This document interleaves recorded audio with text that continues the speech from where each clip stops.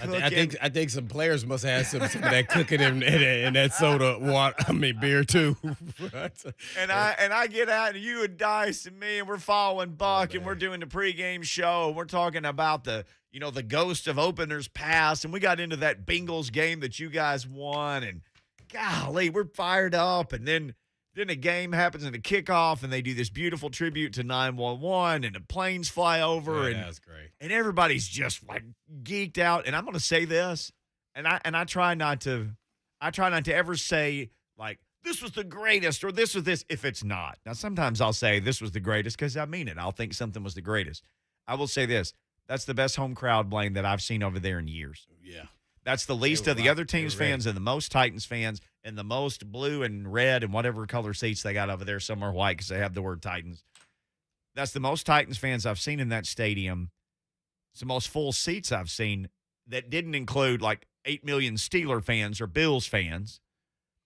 And I thought, holy cow, man, this is what it – Arizona was represented a little bit. I was actually surprised. Luckily, though, that I don't know why, but that red kind of blended in because I saw a lot more blue than red. But I thought, oh no, it was. But I'm just saying, I was shocked just because how many people came from Arizona? Me too. Yeah, I was just a little surprised as there was anybody really. But they get out there, and from the jump, nothing. I wrote nothing worked. Not coaching, not playing.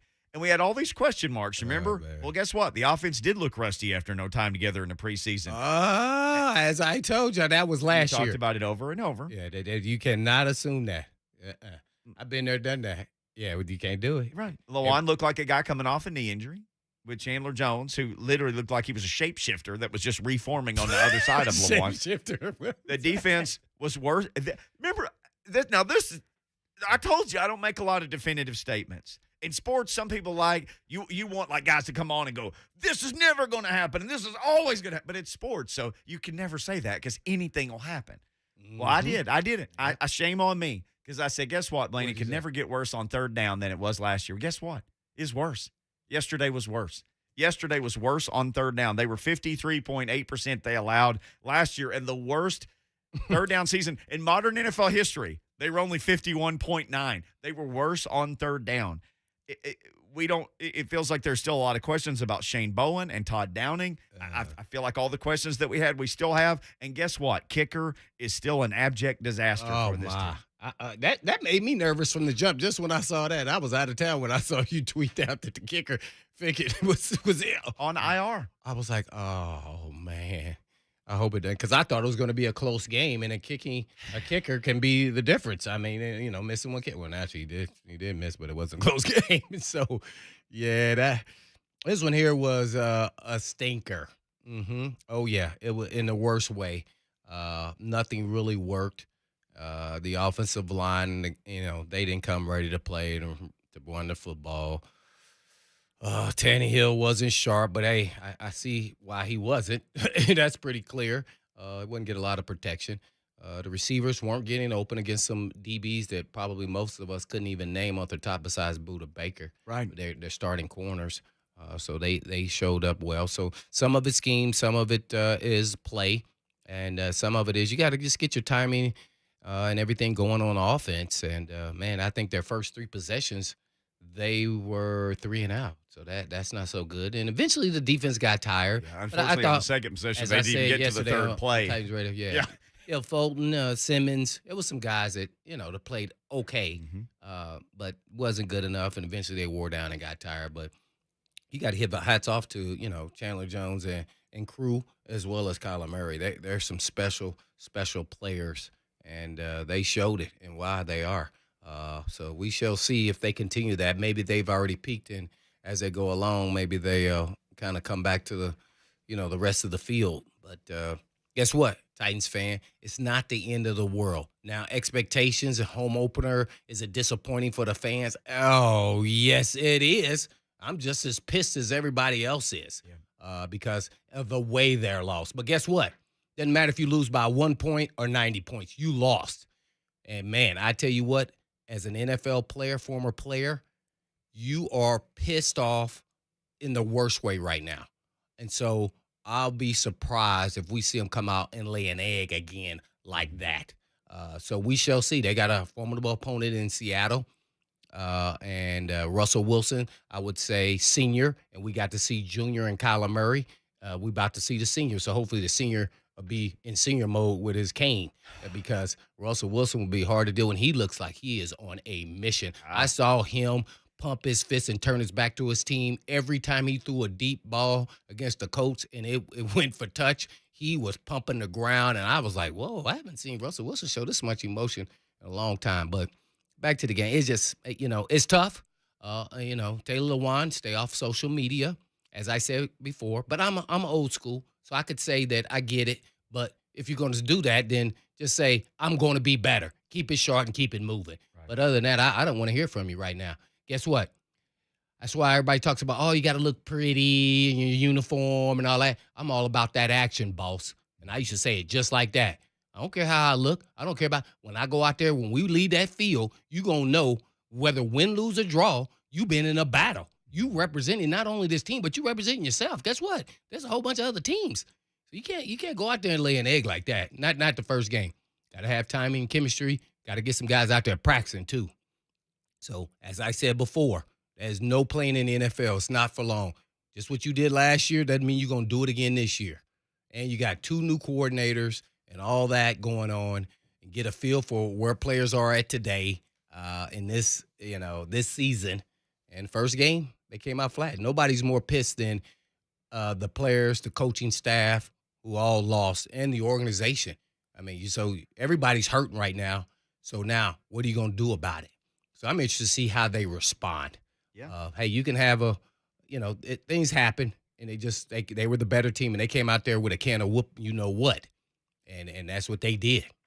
I know the fans are pissed, and they should be, and they booed them, and they should have, because they gave them a bad product, and that's not representative of what Vrabel has shown. And by the way, he was 9-3 going into that game versus NFC West as the head coach of the Titans, or something like that. He had a winning record versus them. So he is pissed. The organization's pissed. JR, Amy, everybody hurts. Even Mike Keith. He's pissed too, I'm sure. He probably would never let you know it, but yeah. So it's hurt. They got to reboot, and some guys going to have to check their egos at the door when they was watching that film because they about to get What's film MF'd session all like? day. What is film session like after you just get dragged like that? Well, you know what's so funny? I'm glad you asked me that. I had that one written down. Because you're going to go in the film feeling super, super bad. Yeah. And you think it is just absolutely horrible. And what you're going to come out finding out is each player, every play just made a mistake. It was individually, somebody took their turn every time. Just like the first play of the game, right? Chandler Jones makes a tackle for loss. First play, Chandler Jones. Well, he was supposed to stay outside and be contained. Well, he's ripped and came underneath Taylor Lewan and makes a great play. If he makes that guy miss, he's off to the races. And he was assuming that he was going to stay outside and be contained guy. But he didn't. He took a risk and a chance and it made a play. And then that kind of continued on. And then that got in his head. And then now you're not knowing. And then all of a sudden you get off balance and you're not sure about yourself. So each individual player probably at some point in time. So the effort was there. So now it's about responsibility. And, hey, Kyler Murray's a special little dynamo now. This guy was running around. I thought the pass rush wasn't where I wanted to be, but it wasn't bad. That's for sure. Yeah, I think that's what happens. You going in there thinking you about to get MF the whole time, and in reality, there's probably a handful of plays that happened on that you got MF. The rest of the time is guys playing technique, being smart, and just not quite hanging on to their blocks or staying in their gap. And it was more for effort than anything else. But they had a great game plan. Don't get me wrong. I thought, offensively, defensively, they should have done some more things and at least try to take away somebody at some point in time, periodically throughout the game, instead of just line up and try to play a man, then man under, then cover two. So I thought they should have mixed it up a little bit. But at the end of the day, they just got their butts whooped. There's no way around it. And not much coaching can be done. they got their butts beat. They wasn't ready to go. They weren't locked in and ready to rock and roll and play in a regular season game. We'll have time today. You want to sound off? We did the post-game show yesterday. That's the most phone calls I think and maybe the most phone calls we've ever gotten after a Titans game. And we're going to tweet this out. Blaine, our director of content, wanted to wait wanted to bring it up. Our director of content. I wanted to bring it up on the show, but was that the worst loss of the Mike Vrabel era? Yeah, that's was huge. I mean, the playoff loss to Ravens I feel like last year. It is because I know it's not because of recency bias. It was just because the expectations are so high. Yeah. And so to come out and look like that, you go, whoa, wait a minute. Now, granted, your last season loss is always disappointing, but it was against the Ravens, and the offense couldn't, generate, the type of offense that they did during the regular season, and defense kind of stepped up. So, if you would have got a little bit more offense, you might have had a shot of winning that game. So I would say this is because the expectations were there, and they just didn't live up to them. And it seems like that happens some kind of way always when and I'm talking about the expectation, but like when the Titans win like 2 or 3 in a row, it's like, oh, okay, they're on a run. And then all of a sudden, boom, they lose a game. You just go, man, they lost against them. Yeah. Oh, man. But we know this team is good. They've done it before. So now they got to recreate it. So I would say this one, me personally, but I'm sure some other people could come up with some games that under the 4 years starting now under Vrabel's era. Well, we're putting it out. Where does Sunday's Titans loss rank among the worst of the Mike Vrabel era? You can answer that question. You can follow us at Blaine and Mickey on Twitter. By the way, D. Lee says on Twitter, that action, boss. It's all about that action. Hey, I'm not a big talker. Especially all this social media. I would stay off social media during the season and just play ball because it become a distraction to me, And also, I'd use it for motivation. People talking crap about me. Guess what? I know I deserved it if I'm LaJuan. I'm about to show you now. I'm about to show you. All that jibber-jabbing and talking don't do nothing. Yeah, I love those guys who used to talk crap because then now you taking me to a whole nother level as a player. We're going to talk. Well, guess what? I'm about to shut you up real quick. That's how you got to play. That's it. Tough thing, too, is it's not hockey. There's not a game tomorrow night. It's not baseball. There's not another game today. You got a whole week to stew about it. Yeah. Fans, too. Everybody. Yeah. Oh, I'm looking at everybody's eyes all week. They don't want to look at my eyes because they'll be a pitch black. Yeah, I'd be so pissed. Whole eyeball black. No white nowhere. All right, we'll come back. Mark Spain Real Estate Hotline. We're going to do our ding dong of the week. This may be easy. We get a lot of ding dongs out there, a lot of ding dong candidates. So join us. Talk Titans. Give your ding dong of the week. You have many, many, many candidates from yesterday's performance. Maybe you want to go with the college ding dong, something to do with the Vols Pittsburgh game. They could have won that game. They could have won that darn game, and they didn't. So maybe you're a Vols fan. You're still PO'd. Maybe you're a Vandy fan. You're just feeling good today. Woo. Whoever you are. Hit us up. We got open line 615-737-1045. It's Blaine and Mickey 1045 The Zone. If it happens on Rocky Top, it also happens here. Get the best Vols football coverage all week, and then listen to every game with Bob Kessling and Pat Ryan all season on your home for Vols football. 1045 The Zone.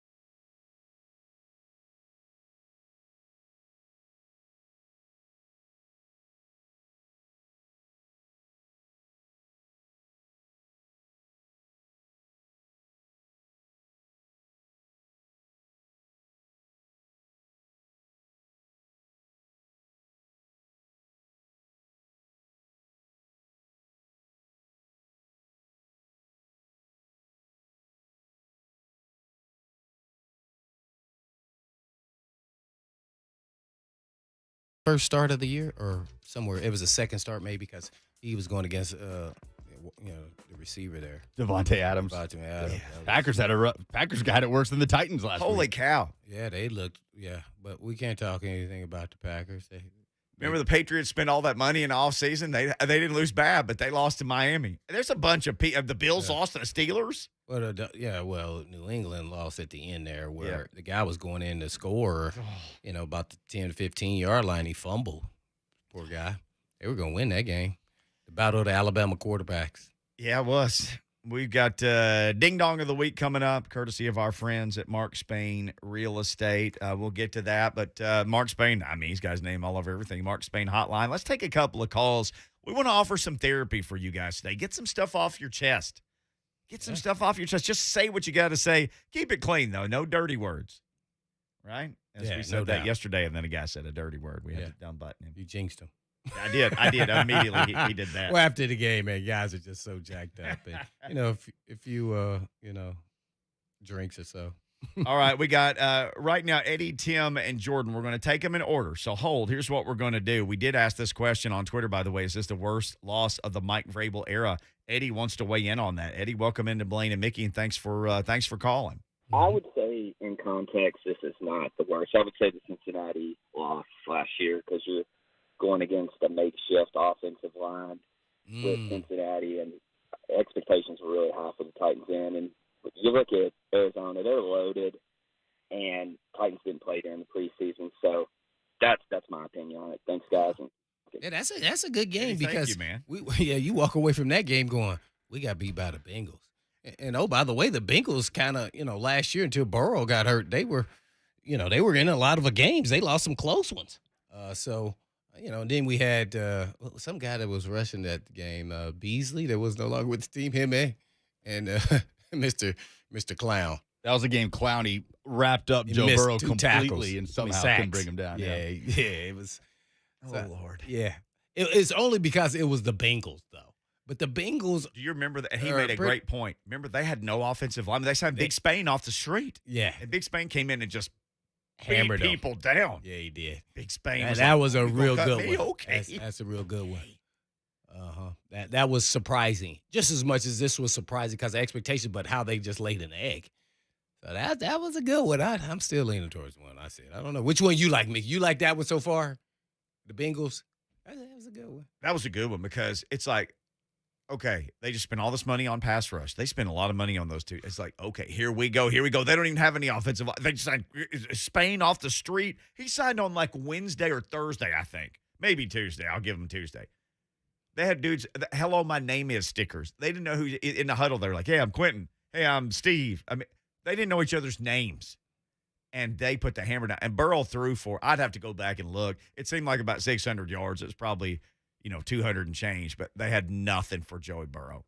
I think that dude's got a chance to be real good. Yeah. If they just don't have him killed up there in Cincinnati. All right. If they put a team around him, I think he could be good. I think Tim and Burrow could be a great caller. And here he is to prove it. What's going on, Tim?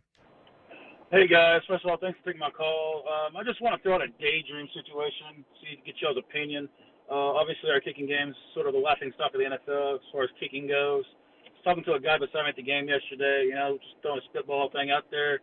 Maybe we should call John Harbaugh in Baltimore, throw 2 first-rounders out for Justin Tucker. Obviously, I doubt Baltimore never let him go. But, I was wondering what y'all's opinions on there. Should we try to, make some calls for at least see what the possibilities of trading for maybe a Rodrigo, Blankenship in Indy, Tucker in Baltimore, Prater from Arizona. We got to get this figured out. I just wonder what your opinion on that daydream situation is. Thanks for the time. I will hang up and listen. Thank you, Tim. That's interesting. Everybody has a cost. I just don't know if I was a coach and I have a kicker that I'm gonna trade him away even at this point in time. Like if it was off season, I could say, oh, okay, yeah, and then we can go draft one or sign another one that's out there that's a veteran kicker because games are so close in the National Football League typically, and you got to have that guy that's pretty much money. He's around that 85% range at all levels of yardage. So I just don't think you're going to be able to get a kicker via trade. You can say, oh, I'm going to offer you 2 first round. Here's what the other team's going to say. Well, who's going to kick for us during this season? They're thinking they got a good team. They're thinking, all right, well, why would we give up our kicker at least right now? Call us on what's the day? Last day of the Super Bowl. Yeah, call us on that day. Then we may consider 2 first rounders. Yeah, we probably do that, but not right now. Our team has said we got our kicker. I don't think nobody. So now they just got to go on the waiver wire and just hopefully, what's so funny? Kicking's a weird deal because all the kickers that the Titans have brought in here are all fairly doing well. Somewhere else. Yep, somewhere else. Yeah. It's just when they were. Yeah, Joseph. Super Bowl Suck, ring. I mean, all of them are doing well. Gronkowski sitting at home. Joseph nailed a 53-yarder to send the Vikings into OT yesterday. You know what that is? That's asserting your dominance right there, and he did it. Yeah. Well, I mean, they lost, but he was dominant for a second there. Yeah, so went into overtime. It's a tough one. It's funny. Then speaking of the Bengals, they tweeted out, "This is why we drafted a kicker because their kicker hit the game winner, right?" Rookie. Yeah, see that? And see, because that means somebody was like, "Why did you draft a kicker?" Well, guess why? Because he's a good kicker. See, we don't have to worry about trying to find one. Yeah, and I don't even know what round they took him or anything. Yeah. But they put that out there, obviously, to say, that's why we got him. So, yeah, it's just the luck of the draw. It's just bad luck. I mean, Ficken, strain a groin or something. I don't know what he did. He's on IR, so it's probably more than a strain. I have no idea, but the luck of the draw, that happening. And then, in the game, the kicker, Bagley, first of all, that was a delay of game on the extra point. If you go back and watch that, that's why I was so rushed. Yeah. I don't know why, but it was rushed as far as why it got down that long, for it to be a delay of game. It should have been called a delay of game, and I think that's why he missed it. So I think Vrabel thought, okay, well, we'll get to back. He'll have time, and let's try to kick one. Then when he pulled that one, it was just like, ooh. You know what's so funny, though? I'm real big on body language of kickers. I mean, most athletes, you're watching them. But that guy, he stood on the sideline with his hat on backwards like, dang, I missed that one. Like he was a veteran kicker, like he knew he had a job. It's like, I'm going to win some, I'm going to lose some, I'm going to make some, I'm going to miss some. Dang it. He acted like he was confident. It's a good chance that guy's going to be wearing the hat backwards somewhere else this week. Like, hey, man, keep the hat. You look great in it. I was like, wow, he's not even like. I saw that too. So, there was something about that made me like, he seems like he's pretty confident. So we're going to go out here again. I may give him one more shot. Whoa. I would have gave him one more shot. I would. Yeah, that guy was all about, I'm going to look you dead in the eyeballs. Unless he was one of those guys like, I'm going to get this lady tonight. So I'm good to go. I had my one time a claim of fame, and then that's it. So I don't know. But, kicking's a crap shoot is what I'm getting at, really. Yeah. And I told you, I know nothing about kicking. I can't even make a 20-yard extra point or whatever they are now. So that's why they have the specialist. I don't know if he's still with the organization at this time. But they need him to come in and evaluate, some more kickers, unfortunately, for the Titans. Let's do this because we have a caller for Ding Dong of the Week. Our Ding Dong of the Week segment always brought to you by markspain.com. You can go to markspain.com, get a guaranteed offer on your home today, and start packing. Jordan in Nashville. We got a Ding Dong in the Zone TV chat. By the way, you can always put your Ding Dong there. Jordan has one on line 3. Jordan, thanks for checking in, man. Hey guys, what's up? Hey, my ding dong of the week is the Florida State player proposing to his girlfriend on the field this past Saturday night, with Jacksonville State still celebrating in the background on your field. Talk about awkward, odd timing there. I appreciate it. Yeah, that was going to be my ding dong too. Oh, he took both of ours. You guys are all sharing the same ding dong. Yeah, because that's another Luka, question. By the way, tweeted Blaine Mickey and said the Florida State player. Yeah, I retweeted. I just is that appropriate? I mean, do it before the game. I don't know. That could be a distraction, but I get you. I'd rather do it before than afterwards, after losing. But maybe it was, like her birthday or maybe, I don't know. I don't know if I go to a nice restaurant afterwards. Not do it on the field. Maybe if you lost to Clemson, but it was Jacksonville State in a heartbreaking fashion at the last second, and they're celebrating in the background of the picture. Well, can you tell? Can you propose on the field? That's a question. After a loss to a one double A. I don't even care. State. Just after a loss, and then the way they lost too.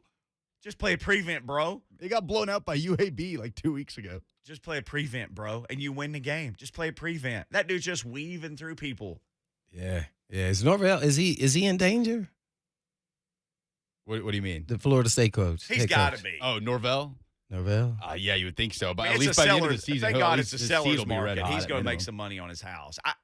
I don't know, man. I mean, it's a seller's market. I might let him go ahead and put the sign in the yard at this point. And I get it. How many years has Norvell been down I there? think it's year 2 for No, him. this is only year 2. I don't know. Well, I mean, Taggart lasted 2 years? Yeah, so. 2 I know years? you can't give up on people so soon, but oh my! If you go gosh. winless in the ACC and you don't show a pulse, yeah, you're done. Yeah, I You're mean done they're at not Florida going to State. fire him now, but by the end of the season, there's nothing to show that this thing's going to turn around. He had some bad decisions in that Notre Dame game, too. Notre Dame barely squeaked one out against Toledo. Yeah. And then they went in overtime and lost so Florida State lost to Notre Dame and Jacksonville State. And they look like They had that one won, though, man. that one against Notre Dame. You're like, hey man, They you didn't beat looked- Notre Dame, okay, but hey man, y'all are on the They right should have beat track. Notre Dame. Should have Yeah. beat Notre Dame. Baker missed that. Was it the extra point or field goal right before the regulation? But yeah, guys, we got to worry about what we're going to do over here with the Titans.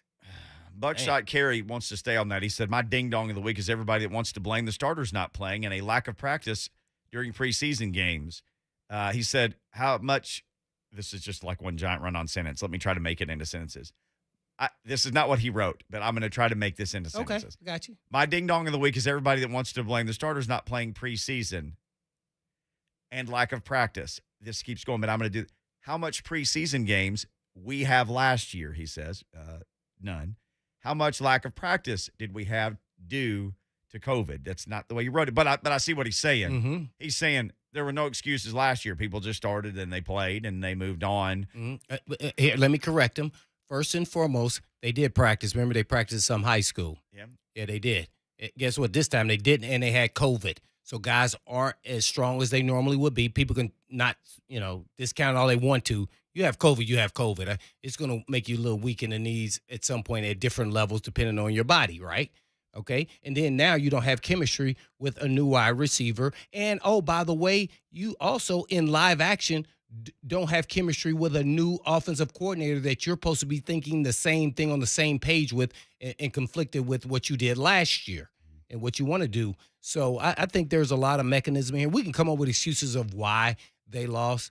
Ultimately, Arizona just brought it at the end of the day, So, but yeah, I think I overvalue chemistry. It's real big for me because that way I can play fast if I trust that you understand what you're supposed to do. You understand how they're trying to attack us as an offense, and you understand the weakness of this defense on each and every play because every defense has a weakness, and if they attack it, how we address it. So if you don't get all those things down, and then the guys weren't available. So what were you supposed to do? Right. They weren't available. I mean, as a coaching staff, I don't know if they really could have done anything, but you sure want them out there as much as you can. I mean, nobody's talking. Everybody's talking about Julio. Well, what was A.J. Brown's stats? I left him. But, yeah, he didn't have big numbers either. He was 4 for 39, wasn't he? And Julio was 3 for 29, I believe. Yeah. So it was – so he didn't do anything special, even though he didn't practice, and you say, oh, well, they know each other. So ultimately it was the whole scheme of everything. And, hey, it felt like sometimes it's almost like they knew the plays, and they studied film. Mm-hmm. And maybe the Titans offense is predictable. But guess what? Most of the time, defenses know what you're going to do anyway. You put in a handful of new plays, 10 or 15, that you may use or not use. But you have to stay with your identity of who you are, and that's running the football. But I always say if you get stuffed, then now let's let Tannehill let it loose. And guess what? When the offense started working was when he started, throwing the football and kind of doing the no huddle and calling plays at the line and just kind of he was getting the defense off balance because guess what? They hadn't planned for that. They planned for every run attack there was. And guess what after that? Oh, Mr. Henry started getting some yardage. Mm-hmm. It softened them up a little bit. Like, oh, man, they throwing us around a little bit. Yeah, so maybe they should have done a little bit more of that or sooner. I don't know. I mean, or maybe you do it for a couple drives and then you come back and then you hammer them. And that's what they looked like they were trying to do. It's just every time they had an opportunity to keep a drive alive, Arizona answered the bell and drove right down and scored. And so when the defense played better than you could say than last year, but when they needed a stop, they couldn't come through and get that critical stop. And hopefully you're off. I mean, he got to 24-13, and then if they would have drove down and scored, now we talking about 24-20, and the game's not a race. Nope, 3 and out. Then all of a sudden they drive right down 31-13. Game over. Game over. Doing the towel. We got to see some backups play. We got Alex. Alex, hold on. It's a short break. We'll get right back to you when we get back on the Mark Spain Real Estate Hotline. Also, we're getting more ding-dongs on the chat, and we're getting Clark, is saying he has a very creative way of saying this is Vrabel's worst loss. We'll tell you what that is and more. Creative way. Yes, he goes back to an 80s song by Frank Zappa's daughter. That's how far back that goes. So we'll get you that and more. You want to weigh in, we got open phone line 615-737-1045. I'm going to go get some water. Do I have everybody's attention now? Coming up tomorrow morning. The fallout continues from the Titans' embarrassing loss to the Cardinals. Jay, the Titans go from Kyler Murray to Dangerous. We'll continue discussing the aftermath and preview the Seahawks game with David Beauclair of Sports Illustrated. Plus, Josh Ward of the Sports Animal will provide the latest news from Rocky Top. And we'll talk to Robert Mays of The Athletic as we break down the best and worst from Week 1 in the NFL. J. Mart and Ramon, tomorrow morning from 6 to 10 a.m. on 104.5 The Zone.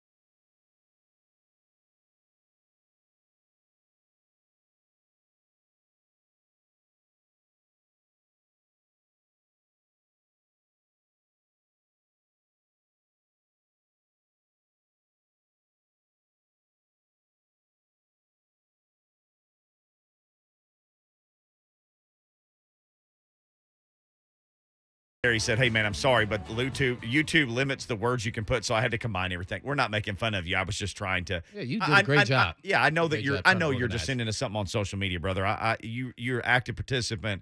That wasn't a shot at all. I was trying to read it in sentences because I know you have to do it that way.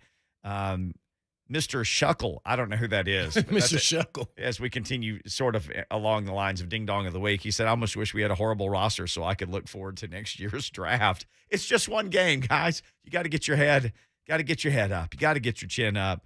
Mr. Shuckle also added, "I'm more pissed that we drafted a lineman in the second round, but he's inactive. Why do you draft someone that high? I expect him to play." We talked about that some in the pregame. So, He did. So the first round pick, he got out there late. The second round pick was inactive. The third, Molden, Played. he played. Fourth rounders, He got in at the end. Mop up was Monty Rice. Monty Rice was the other one. Weaver Didn't dress. didn't dress. You cut your other fourth round pick. Yeah, he's on practice squad. And McMath, I think, he played special teams. McMath was active. Yeah. McMath was. He played on special teams. That might have been the most surprising thing that happened to me yesterday. I mean, I was surprised, but it's like, wait, after all that, Racey McMath is not only on the team, he was active yesterday. Mhm. And then the other guy, Brady Breeze, just kind of goes from one. He was on IR, I think. Then he was on COVID, or I don't know. He's just out there somewhere, not being What we're getting on at, the besides Molden, there's not a lot of contribution. Nope. No. And that's it's about to be 2 years. The whole class, and it was more injury related last year, but that whole class played 33 games, and 11 of them came from Chris Jackson, and 10 came from Murchison. 21 of the 33 games were played by Murchison and Chris Jackson. That isn't Mahmoud Abdul Rauf. And to some of that, it is because there was no training camp, Yeah, no preseason. They weren't prepared to be ready to play in the NFL instantly. Even Fulton wasn't ready. Evans got injured. Darrington Evans. So, yeah, I know you saw some of those PFF grades for some of the offensive, defensive players. I've never seen anything like that. I guess that's what happens when you get smoked. Yeah, I mean, like, if I'm a player today, I'll see that, and I go, whether I trust in the PFF, they can't be too far off. Yeah. Let's say if they had me at 48 and maybe I was really a 58, 60 on a real grade. Because you don't know every response. They don't know every responsibility. I know they try to get former coaches and to grade them out, so they're doing the best job they can. But that would perturb me. There's nothing that's going to tell me as my pride is that I'm getting nothing less than an 80 ever. Right. Ever. If that happened, I am. You better watch out at practice. It's going to be like it's game day for me. That's if you don't have that mindset, then you got it. You can say, "Oh, you can't take it." Oh, yeah, I can. Yeah, because guess what? I'm going against the scout team. So it's not like you go against ones versus ones in practice in the NFL. Right. Yeah, so yeah, that guy is, he's maybe valuable, but he's not that valuable. You're gonna hit him. Boy, don't come across it. I'm about to give you a little forearm shiver, a little shoulder pad. You may not like it, but I'm gonna give it to you. Big thud today. Yeah. Let's get I'm not happy. That's not gonna happen again. I'm gonna make sure I do cross my T's and everything at practice. I don't think Alex is happy in Nashville. He wants to talk on the Mark Spain Real Estate Hotline. Alex, thanks for holding. Hey, gentlemen. Okay, so, we understand our game is a one-on-one game. And, we have to beat the man in front of us. But why is it that every time we sign a guy to long-term big money, they just start failing? And I'm talking about our tackle who got all the guaranteed money, doesn't take a rocket scientist to see how poorly he played. And then, in the second half, we start doing just a little bit better.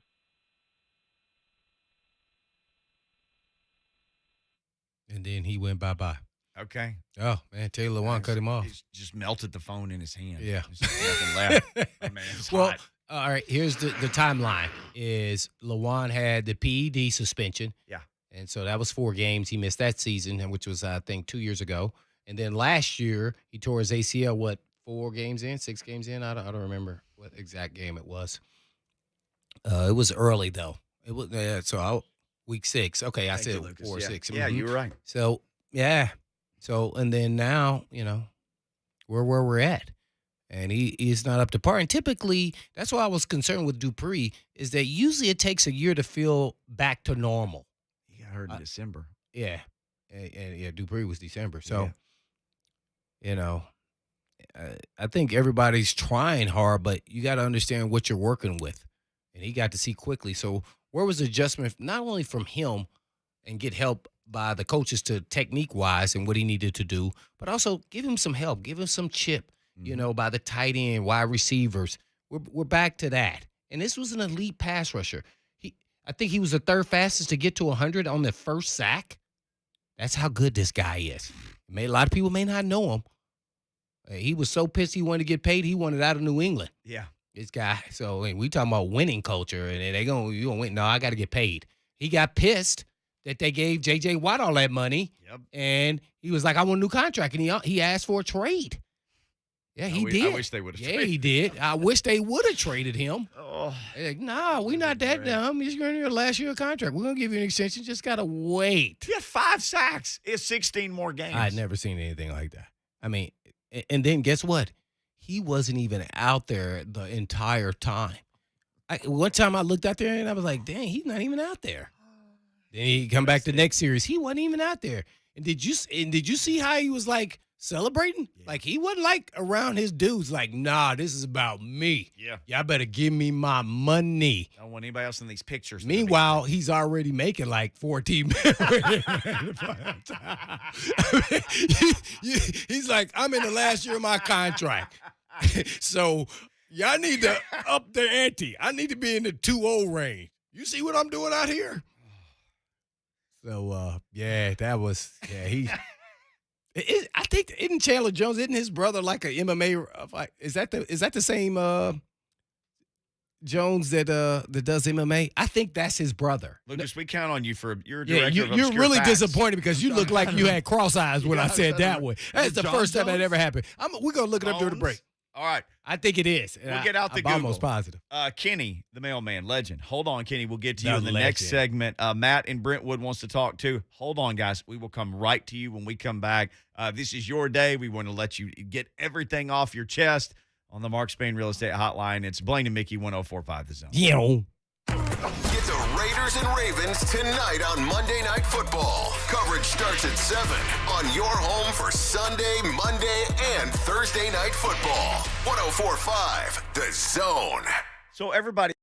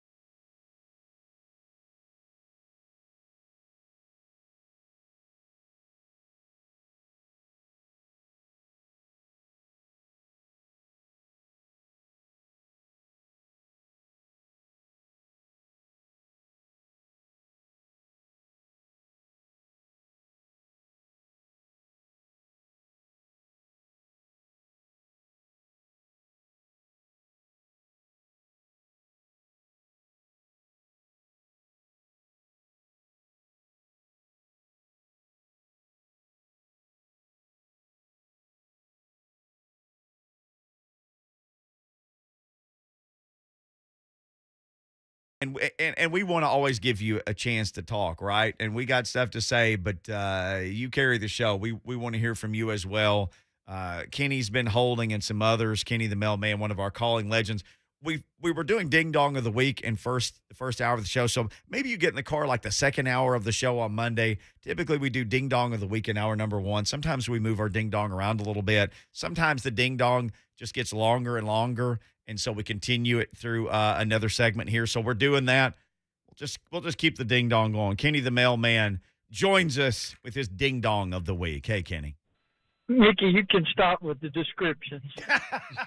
What's up, Kenny? How are you? But I'm going to throw a ding dong in the ring for you, and I absolutely love talk radio. It keeps me company so much. I listen all the time, and 90% of the callers I really appreciate. They add something to the show. They're fun. But every now and then somebody gets loose at the rest home and calls you and figures out how to dial, and you just scratch your head. My wife and I were in the car traveling yesterday afternoon after the game, and y'all spent 45 minutes with a panel of former players. It wasn't just guys talking. A panel of former players led by our buddy Blaine, describing step by step what went wrong, how to, what to do to sort of overcome it, but talking about that. And lo and behold, a guy called in and said, all y'all do is talk good about the Titans. They'll never get any better because y'all won't hold their feet to the fire. You don't mess with Blaine. I've learned that through the years. That's fair. He didn't yell. He didn't stomp. He just said, you hadn't even been listening. We didn't even go through with you. Go type on Facebook. Next call. And my wife, she looked at me and went, yes, I've been waiting for them to do that to half the call. So Blaine Babbitt, the lovely and gracious Babbitt, gives you a thumbs up, and don't feel bad at all when you have to cut some people off from the rest home. All my best to y'all. I appreciate it. Yeah, Kenny, lifelong listener, that's for sure. The mailman, always delivering mail. Yeah, delivers with his calls, too. Love hearing from Kenny. Mike Vrabel spoke earlier today. One of the things, Lucas, I know you got this. One of the things that keeps coming up is, did a lack of practice time, did he think that affected, well, especially the offense, because the defense was out there busting it a lot during the preseason. They were. What about on the offensive side? Mike Vrabel really, I think you got to ask a version of this, Lucas. Was it 3 times? 3 times. But, I mean, he didn't answer it. It felt like it. Yes, if it, okay. But that means he didn't actually answer the question until the last time. So, for all of you who are wondering, some are putting stock into this. We had somebody in Zone TV chat and said everybody's a ding-dong who thinks that mattered. This is what Mike Vrabel said about it. It wasn't dismissed. It's nothing is dismissed. That's what it was. It wasn't, we practiced with the guys that were available and that we had and that we wanted to try to get work with and try to have a plan. It wasn't that we dismissed it or I dismissed it. It was, this is who we had. This is who was available for practice. This is the plan that we had. And, then we'll have to go out this week and make sure that whoever's ready for the game and those guys that we think are going to be contributors are ready to go. Mm-hmm. Right, and that's what I said. It was who was available. But I said this will impact the game regardless if they were available or not, because eventually they became available. Mm-hmm. And we're talking about 3 days of practice, and that's not enough.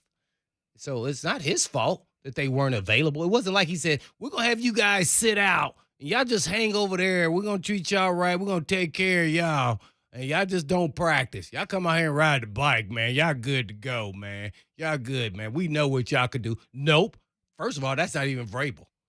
And then those players are going to want to practice anyway because that's how they became elite. It's about practice. So, yeah, we got to put COVID in there too as well. Those guys couldn't practice at the last minute. I thought the timing was off on Tannehill. He either threw a fastball or was a tad late. Yeah. Mm-hmm. So he was lucky he didn't have a special a couple of those late ones picked off. Yep. Yeah. Yeah, because they especially even early in the game when that Alfred kid had a PBU on the first third down on the curl route, he was late. The guy turned around. The ball's supposed to be there as soon as he turns. Right. It wasn't. It was not there. So, yeah, it's not his fault. And to me, Vrabel should have just said they weren't available and said that from the jump, and then he would have never got those 2 or 3 more questions asking that. Almost like he wanted to avoid it. It was like, well, yeah, I wanted them to practice, but they weren't available. They were injured or they were sick with COVID. Mm-hmm. So that's not his fault. But all I know is You have to be. It's all about availability, and if you don't practice, you won't be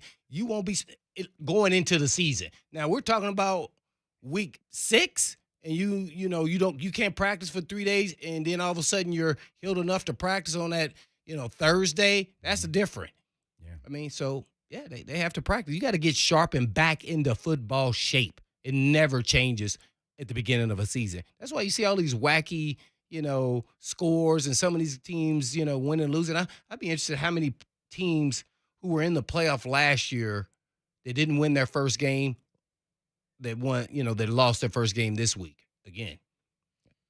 I don't know how many. I mean, we could talk about Tampa Bay didn't really go on a run until week 8. Yeah. Or so, till they start getting into a rhythm and a flow. Yeah. They lost to the Bears. I watched that game because, Tom Brady was trying to have 5 downs.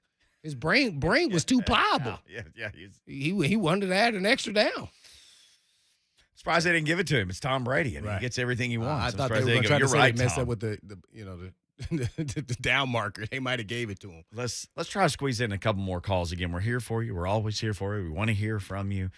Colt in Memphis is next up. Then we'll get to you, Cousin Paxton. What's up, Colt? Hey guys, how's it going? Can you hear me? Yes, sir. Yes, sir. Yeah, so I just wanted to chime in. One of the callers had said, I think he was in reference to Lewan. These guys sign these big deals, and then they get to the Titans, and man, what happened to the guy that we signed?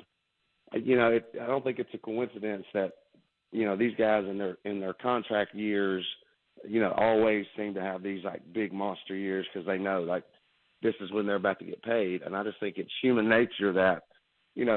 Once you get your deal, I mean, the margin for error or the difference between, being in the league and not is so thin.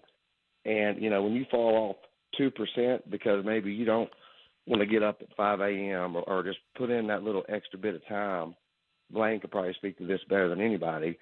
That's the difference in being an all-pro and giving up 5 sacks. So I'll hang up and listen to your comments on that. Well, I can say this. I don't know if this pertains to Lewan because his body of work leading up to the big contract. So here's my proponent. I won't sign a guy that just played well his contract year, a la Albert Hainsworth. See, you run from those guys as far as if you want to give them the money. But Lewan had year after year after year of consecutive really good play. Now, I don't know if the caller's talking about after he got the money, but to me, after a guy gets the money and he's put back-to-back years of great play, that guy, there's something happened to him that he's not playing at that level. I don't think you become lazy. You become even hungrier to prove that you deserve that contract. See, that's what happens to the guys with that kind of mindset. Right. So I don't know if Lewan's in it. I made this huge example of CJ2K. I said, I wouldn't give him the money because I said his pockets are going to start getting heavy, and they gave him the money eventually, and then his pockets got heavy immediately. He didn't come in the shape that he normally was, and then he about halfway through the season, he kind of started looking like the former CK2K. But he never did rekindle that mojo.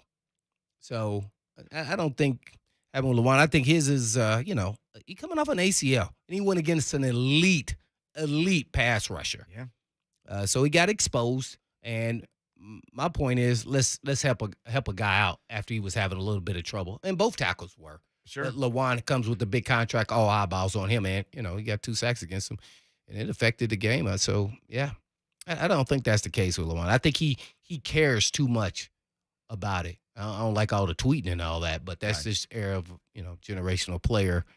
I don't think Chandler Jones is tweeting out, "Hey, did you see me put up my work, give me my money"? He could have done the same thing against a Pro Bowl offensive tackle. So, I don't think that's the case, but I just think he's just not at that elite level yet because of the knee. Right. So he gets the rust off, and he'll be fine. Yeah. Got to learn what he can and can't do with that knee yet. Got to figure it out. And they, as a coaching staff, they got to look at each other honestly and go, okay, what did we do when he was out last year? Tight ends chip, running back chip. So that's what you put 2 tight ends in there and do that if you got to. Now, here's a quote that I said last year when Lawan was out. They did pretty well without Lawan. Yeah. Didn't they? 2K. You got King. 2K. Yep. Got 2K. The King got 2K without Lawan the majority of the season. Let's get Cousin Paxton real quick. Cousin, give us a minute or so because we got to get to our buddy Ben Arthur of the Tennessean. What's going on, Cousin? Just real quick, guys. First of all, it was wonderful seeing you all again yesterday, man. You guys are always very pleasant with the fans, man. So I just want people, Titans Nation, just to take a breath and relax. All right, no overreactions. It's week 1. Really, it's really week 4 of the preseason. The way I look at it, man. These guys hadn't played together. There's no gel chemistry yet. We're gonna be fine. It's okay to be upset, but the overreactions about firing everybody and Taylor Warren not being the guy we think he is, and Julio this and AJ that. We got to calm that stuff down, man. It's week 1. Nobody's ever won or lost a Super Bowl in week 1. So relax, calm down. These guys are going to get focused, and we're going to see a better showing week 2 in Seattle. And I'm going on record and predicting Titans pull that win out. And I think everybody will come back to their senses once week 3 rolls around. And we got the Colts coming in here, guys. Y'all take care. There you go, Cousin Paxton. Every time I hear him on the radio, I think, gosh, he's got a good radio voice. Cousin Paxton. Yeah, always good to see you, too. All right, when we come back, Ben Arthur. If you don't know him yet, Tennessean reporter, he is doing fantastic work covering the Titans, and we thought this guy's so good, we just need to get him on the show. So we are going to do that. That is next. It's Blaine and Mickey, 104.5 The Zone. Get Jason Martin and Ramon Foster on J Mart and Ramon tomorrow morning from 6 to 10 on 104.5 The Zone.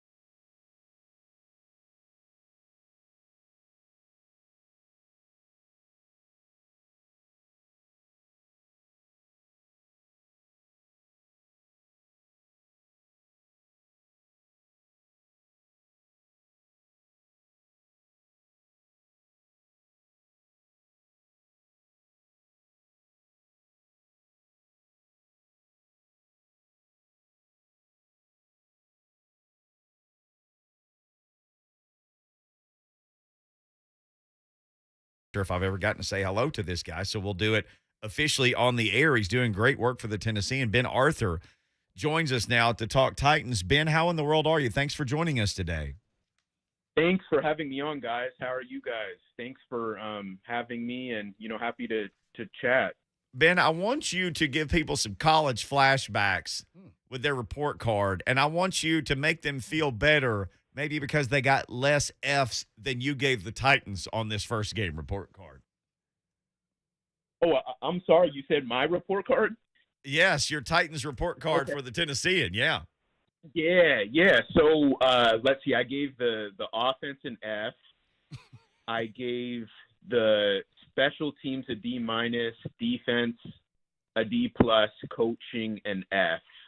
I mean, it would have been an easy argument to give sort of everything an F, but I don't know. I tried to give more of a nuance, thoughts for those. I mean, everything was bad about that game on Sunday, right, as far as the Titans were concerned. But there were some moments, I'll be, just a few, but there were, a few good moments. I thought, like, for the defense, that Kyler Murray burned them on, plenty of those third downs on Sunday, but there were situations where they were able to get some good pressure on him or get a hand on him. I think the Titans had 2 sacks, one from Simmons, one from Landry. I think Christian Fulton is a guy who played well, and Mike Vrabel was very complimentary of him today. And so yeah, I think I was just kind of being a little nice there. And then with the special teams, I think, from the kicking perspective, that wasn't what you wanted to see if you were a Titans fan, just from Badgley missing the PAT and the field goal in the second quarter there. But yeah, I don't know. I just, for me, it really just started with the offense, just because, and that was the reason I gave the offense an F, just because it's supposed to be like the strength of the team. And for them, to have one of the most talented skill groups in franchise history and to produce 13 points and really, do nothing, for a large portion of that game, that was very jarring to me. And then, it starts with, it all ultimately starts with the coaching too. So, I had to give both of those an F, but I guess I was a little bit lenient towards defense and special teams, although, for very good reasons, you could have given those 2 an F as well. So you're being very kind, but I love how you're being so kind. You're like, I was so lenient. I mean, one got a D+ and the other got a D-. It could have been much worse. I love it. Ben Arthur joining us on Blaine and Mickey. You can follow him on Twitter at Ben Y. Arthur, covering the Titans for the Tennessean. Well, Ben, I was curious. I know there's concerns. You kind of mentioned it with the offense being this is Tal Downing's first year as the play caller. How did you feel like his play calling was in this game and utilizing those weapons that on paper seem pretty dynamic? Yeah, there didn't seem there didn't appear to be a whole lot of, I guess I don't know if maybe creativity might be the word that was lacking. I don't know. It seemed very blah. Like those first 4 drives in particular. I believe it was just -1 yards of offense they produced in those drives. It was like a negative Derrick Henry run, then a little check down, and then like an incomplete pass. Or like that second drive, it was, a negative run, and then Tannehill just gets blasted off of the rollout pass, no blocking there. And then, I don't think we saw a whole lot of that signature play action, over the middle. I think as much as fans have grown accustomed to over the last couple years. I don't know. It seemed to, lack a bit in that regard. But, I asked, Vrabel about that today, and, he didn't, what he was basically saying, was that you can, with any play, really, there's no perfect call, right? And when something goes wrong, you can look at, oh, this guy didn't block here, or, this guy didn't make this catch here. So he didn't really go down that route in terms of, the play calling being an issue. But I did think it was somewhat of an issue and you look at kind of the play-by-play. It doesn't look – AJ and Julio didn't get targets until like midway, into the second quarter. And then, I don't think there were, runs where we saw Derrick Henry really able to kind of to find some success. So, I don't know. It was a tough go for that offense. It was a tough go for Downing's first, his play calling debut for the Titans. The one thing I would say is that I don't think there should be like a whole lot of, panic. I think it's very easy to overreact to one game in the NFL. And just because of all the hype this offense had coming into the season, frustrations are, understandable. But, just like how we've talked about how this offense didn't have a whole lot of practice time together, Todd Downing didn't have a whole lot of practice, a lot of time to utilize those weapons in practices just because those guys were out, whether it was Julio or, key O-linemen being out or AJ being in and out of practices and Derrick really not doing much until, the end of preseason in terms of ramping up. So I guess that's just something we should monitor, as the season goes on. And, just with as talented as that group is, if it gets to a couple weeks and it hasn't, changed, then I think you kind of raise the alarms a bit. But, after one game, as bad as that was, I think you kind of, I just don't think you put, a whole lot of stock into that, even if you do have kind of frustrations with that. Yeah, no doubt about it. We're with Ben Arthur, Titans beat writer for the Tennessean. And, Ben, I'm just interested, I didn't hear in totality the press conference with Coach Vrabel today, but did anyone ask him why eventually, let's just say after half, that they didn't give their tackles some help, maybe with chips or maybe leaving a tight end in or even having the receivers, because both tackles actually needed help. It's just the glaring issue was more so on Lewan when he was going against Chandler Jones, but Lamb had issues with Quisenberry. So did anyone ever ask him that question? That question wasn't asked. And, I think that's kind of maybe a fair point. I mean, it really came down to like those tackles just like getting beat so easily, right? Like we saw it with Lamb and Taylor Lewan, who, got some boos when he had checked back into the game after cramps early on. But then, there was a play where I saw Jeff Swaim attempt to block J.J. Watt, and that didn't work out so well. Yeah, like I know that play. I believe that was in the first half.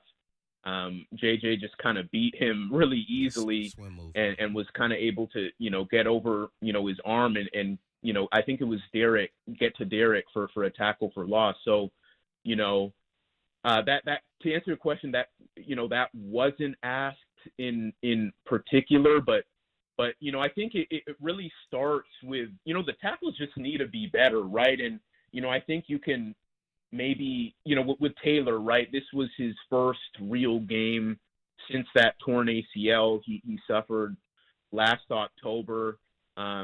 He's just now kind of recently getting back to 100%. And then in your first real game, you go up against one of the top 3, top 4, edge rusher and Chandler Jones. That's, without a doubt a tough ask. But, as Mike Vrabel said, when asked specifically about Taylor, your best players have to show up, each week. They have to show up on Sundays. So, it just comes down to those guys just, blocking better. And, we all saw, I think, Taylor's tweet after the game saying how he got, taken advantage of in those matchups against Chandler Jones. Taylor just needs to be better. I'm sure that, the chipping in terms of tight ends, receivers could be utilized more. But yeah, those guys can't be beaten as easily as they were in the game. Like it wasn't like it was just like 1 second and Chandler Jones beat him. Like it was that bad. Like Tannehill didn't even have time to really, get to his first read before, he was getting hit. So I think, you can bring help there, but ultimately you as tackles, you kind of have to give your quarterback a bit more time. Yeah, no doubt. What would you think about Lawan? So before I get back to Mickey, Lawan's tweet, what were your thoughts when you saw the tweet? Well, for me, I mean, I think it was just him, kind of owning up to it. I don't think it was really, necessary. Just in terms of, kind of come back next week and show that you're ready next week. I think, just in that regard. But it's his, situation, and it was something that he felt like he needed to say, and he was complimentary of Chandler and saying, yeah, I will be better next week. So yeah, I mean, I don't really have any I guess major thoughts on that. But what I have learned, obviously I'm new to the beat, and I have learned that Taylor is a very colorful character, and he'll kind of tell it how it is, and he's very honest and upfront, even, with the media. And so, he felt like that was something he needed to say. And so, he said that, and, and then just from the Titans perspective, it's like, okay, you said that, just, come back next week, just be better next week. And so I think that's what it ultimately comes down to. Well, with Ben Arthur, Titans beat writer for the Tennessean. Now, Ben, let people know where you came here from, because this is pertinent to the next question. Exactly. Yeah. So came to Nashville from Seattle, where I was covering the Seahawks for the last 3 seasons for SeattlePI.com. So I know a little thing or two about the Titans' Week 2 opponent. So yeah. Yeah, Taylor, Lawan, and the rest of the team, I don't know if they all tweeted about it, but if they're all planning on getting better, they're going to have a tough road, because that Seattle team showed the Colts who was boss. And the other thing is this, Blaine said this earlier, you saw maybe the son. Well, this week you get the father of that quarterback who's impossible to sack and who runs when it's time to run, but most of the time will just run in circles in the pocket and then throw for 17 on 3rd and 16 like nobody's business. You get the maestro of that this week. Exactly. Yeah, it's like that it just doesn't get easier for the Titans. You have like just a very tough test. A first challenge in Kyler Murray. And then, week 2, you have Russell Wilson, who's a more polished quarterback overall. I mean, Kyler may be a little bit, more shifty, a little more, he may have more like short area quickness, but in terms of extending plays with his legs, whether it's, scrambling or, just kind of running around to find one of his guys deep, there are very few quarterbacks in NFL history that are better, than Russell Wilson is, at doing that. So it's, all those containment issues the Titans had this past week with Kyler Murray, that can't happen with Russell Wilson. And then it just on the back end too, right? Like you have one of the top receiving tandems in, DK Metcalf, who's just an absolute freak, similar build as Julio, a guy coming into his own second team All-Pro last season, and then Tyler Lockett, who Vrabel was actually very complimentary of today at, his press conference, saying he's, one of the best deep ball receivers for his size that he's seen in a while. So this is going to be a really tough challenge, not only for those guys up front, but also for the secondary, which, got picked apart, a couple times, against Arizona. So, they very much have to kind of flush this loss, kind of down the toilet, kind of learn from it, and kind of turn your head on a swivel to get ready for Seattle, because it won't get easier. And playing in Seattle, one of the toughest environments, in the NFL, it's going to be a really tough road situation for Tennessee. Well, Ben Ben, real Arthur. quickly, I'm sorry. Yeah, Ben, real quickly, I guess, tell us they don't have another form of Chandler Jones on their pass rusher. That's all I need to know, but I know they still have some really good players. So kind of take us through their pass rush guys. And I know Jamal Adams is part of that pass rush too, by the way. For sure, yeah. So they have a couple of older guys. So they have, Carlos Dunlap, who's a long time pass rusher for the Bengals. He was traded to Seattle at the beginning of last season. He's a guy who's very productive still. He's in his early 30s, but still very productive. They brought in Kerry Hyder, another guy who's very productive for the 49ers up front. And then I think really one of the most unique challenges is going to be, for the Titans, is figuring out how to contain Jamal Adams.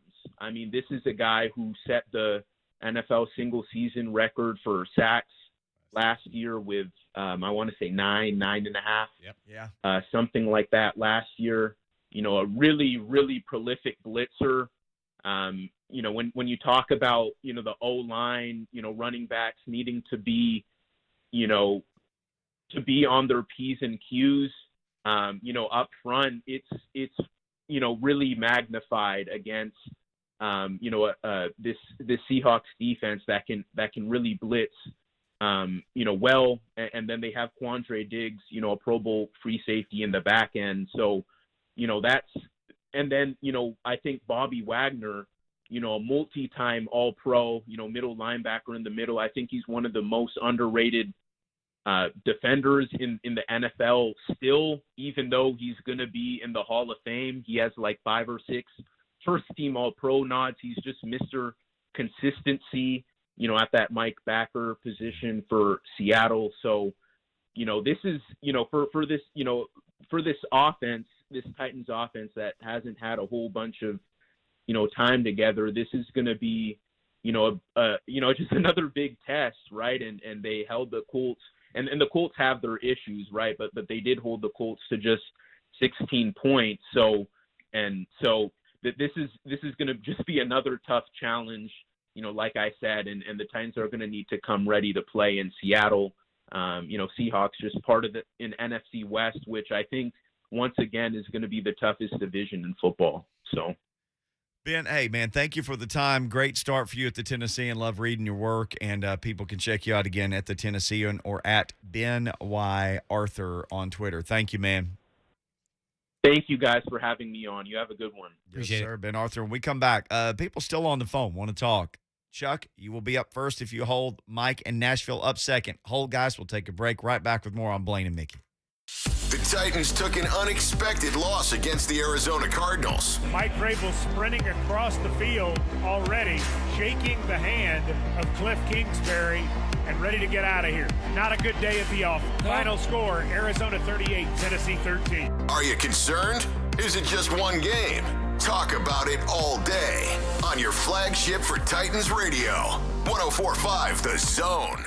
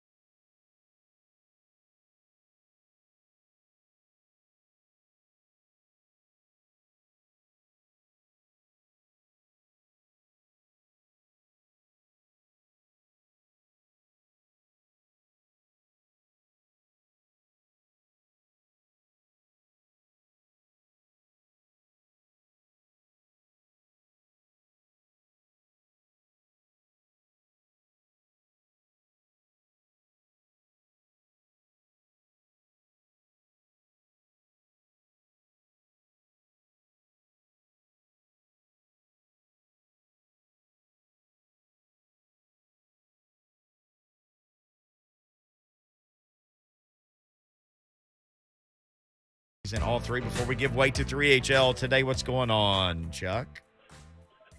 Hey, fellas. Chuck in the View checking in. Just want to say thanks for getting me on today. We'll shout out to the doctor and the hitman, of course, you, Magical Mick, for the outstanding post-game show yesterday. I know all Titans fans, as soon as we got out of the gate, couldn't wait to go and hear what the crew was saying. So just thank you so much for all your efforts yesterday. At least the three of you showed up, so we appreciate it. Not going to get into Lawan. Funny called yesterday afternoon. Said I don't want to hear anything about busing with the boys until Lawan starts blocking for the boys. Before I even got to my driveway, he'd already tweeted 3 times. If you're focused, you look focused and lackadaisical, but your Twitter spelling is on point. Something's off there. But really what I want to talk about, guys, is the kicking game. Last year, Titans on the year, we're at 69%. If we're giving grades, that's a fat F. We saw Fickens, take a roll out, and now we've got, I guess it's Bagley in there. Who knows? Ronald McDonald might be kicking for us this week. So just want to get a question on what we're looking at from a kicking game perspective, and I'll hang up and listen to the crew. Thank you, Chuck. 3 tweets before you hit the driveway. They signed 2 kickers. They had another guy on the practice squad. Was it Randy Bullock, right? Rhett Bryan is in here. He's like, yes, Randy Bullock. Bullock's been around a long time, so he's another. Blaine, tell me if this is wrong, and hold on, Eric and Mike. We'll hurry. I always think of kickers and punters that they all live on the same island, and then a team just makes a request, and one just gets beamed to whatever city that they're going to kick or punt in, and maybe like this Bagley, they're just going to get sent away again this week back to that island, and they kick and they punt there, and then they're just sent somewhere. It seems like there's this never-ending supply of guys who kicked or punted in like 17 NFL games over 4 years. Well, guess what? I just want them to send the one that's going to make them. That's all I care about. That's Coach Charlie. I don't care about where island, where they come from, what they do. Just kick it through those 2 yellow goalposts, and that's all I care about. Really. Maybe Bullock gets the shot this week. Or who knows? There'll be other kickers available on the island. Eric at Nashville he's still got a ding-dong from Ding Dong of the Week. What's up, Eric? Yeah, my ding-dong of the week, it has to go to the Green Bay Packers as well as Aaron Rodgers, so it's kind of a dual ding-dong of the week. The Packers are talking about that we were going to be ready to go into this game and go into this season, that they were going to be playing with fire and intense and stuff like that the way last season ended and all the all-season drama. It just seems like it's all still not behind them. I think the Packers still haven't put it behind them, and I definitely don't think Aaron Rodgers put it behind them. I think he played like it yesterday. To me, it seems like he just didn't care to be out there, and after the game, his post-game comments, it seems like to me he didn't care. And here's what's really bad about this. You're playing a New Orleans Saints team that basically the starting quarterback hadn't been a full-time starter for nearly 2 years. You're also playing a team that's not even in the Superdome. They're in Jacksonville. And the Packers have most of the fans there, and you come out with a performance like that, only scoring 3 points. You had the awful performance where you only scored 3 points. You were the MVP last year. I mean, I even heard this. I couldn't believe this. They said yesterday if Aaron Rodgers had just spiked the ball on the ground, he still would have had a quarterback rating that was higher than what he had. That's unbelievable. So the Packers and Aaron Rodgers get my ding-dong of the week. Thank you, Eric. The MVP. That was a shot. Double yeah. And you know what? So it's even more so that it was against Winston. That's why I think people are like, what? Well, he was first pick. He got talent. If you can rattle that talent and get him to focus for a full entire game and not throw some more picks than touchdowns or the same amount. Real quick, Mike in Nashville. Real quick, got about 30 seconds. What's going on, Mike? Not much. Thanks for taking my call. First off, I mean, it's no secret Todd Downing was terrible yesterday, entirely too predictable. What we saw yesterday was the true definition of insanity when it comes to his play calling. Doing the same thing over and over and expecting a different outcome. And here's really what worries me is, the AFC is going to be pretty weak. AFC South is going to be pretty weak this year. If we go 9-8, 8-9, and we struggle on offense, does he save his job if we win, the South? Well, it's a little bit early to be speculating on job saving yet, but they definitely need to get it going. They scored 13 points yesterday. They scored 14 or more in every regular season game last year. They scored 13 when they lost to the Ravens in the playoffs. That's back-to-back games, so they've scored 13 points. The only thing you can say is that was one game. So Flush they it. looked about that bad. Well, hopefully look that good because that's what they're going to need to be Seattle. So, hey, that was horrible. You can't even speak on why it happened. They got to flush it and move on to the next one now. If you're still, yeah, absolutely. Ooh, I'm getting real nervous now. Okay. I am. Okay. They got Russell Wilson, the senior. We saw Junior at it yesterday. With seniors this coming week. 3HL coming up next. If you're on hold, stay on hold. They're going to take a bunch of phone calls today, too. Thanks for hanging out with us on this Monday. We'll see you tomorrow, Tuesday. And as always, even though if you're upset with the Titans, you always still have to have what, Mickey? Peace!